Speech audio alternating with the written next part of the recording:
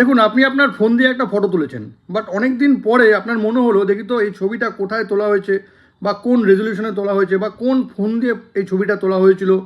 Phone মানে ছবিটা যখন তোলা হয়েছিল তখন ফ্ল্যাশটা অন ছিল কি ছিল না, সমস্ত ইনফরমেশন কিন্তু আপনি পেয়ে যাবেন মাত্র কয়েক সেকেন্ডেই। একটা ছবি থেকে সেই ছবির সমস্ত ডিটেলস, ইভেন লোকেশন কোথায় তোলা হয়েছিল সেটাও পেয়ে যাবেন।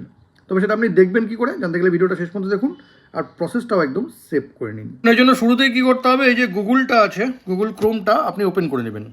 ওপেন করে নেওয়ার পর এই সার্চে গিয়ে আপনাকে লিখে দিতে হবে পিকটো ম্যাপ। এই দেখুন পিকটো ম্যাপ, জাস্ট এখানে আপনাকে ক্লিক করে নিতে হবে। আমি ক্লিক করে নিচ্ছি।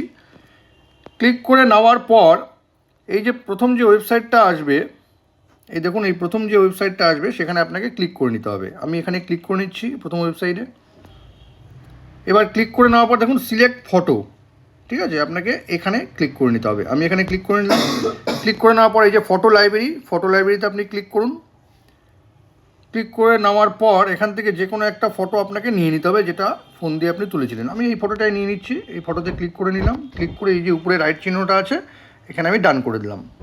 ডান করে দেওয়ার পর দেখুন একটু টাইম নেবে, প্রসেসিং ফটোস বলে আছে, প্লিজ ওয়েট, একটু টাইম নেবে। দেখুন এই ফটোটার লোকেশন কিন্তু এখানে দিয়ে দিয়েছি। এবার আরও যদি কোনো ইনফরমেশন আপনার দরকার হয় একটু নিচে আসতে হবে। নিচে এসে দেখুন সমস্ত রকম ইনফরমেশন, কোন ব্র্যান্ডে তোলা হয়েছে, এই যে অ্যাপেল ফোন দিয়ে তোলা হয়েছে, আইফোন 14 দিয়ে তোলা হয়েছে, ঠিক আছে, শাটার স্পিড কত ছিল দেওয়া আছে, ফ্ল্যাশ ইউজ হয়েছে কি হয়নি সেটাও দেওয়া আছে, হ্যাঁ, ইমেজ সাইজ আছে, রেজলিউশন আছে, সমস্ত ইনফরমেশন কিন্তু আপনি এখান থেকে দেখে নিতে পারবেন। দেখুন কত ইনফরমেশন দেওয়া আছে এই ফটোটার। ছবির এই ইনফরমেশনটি যদি কখনো আপনার কাজে লেগে থাকে তবে কিন্তু এটাকে অবশ্যই শেয়ার করবেন।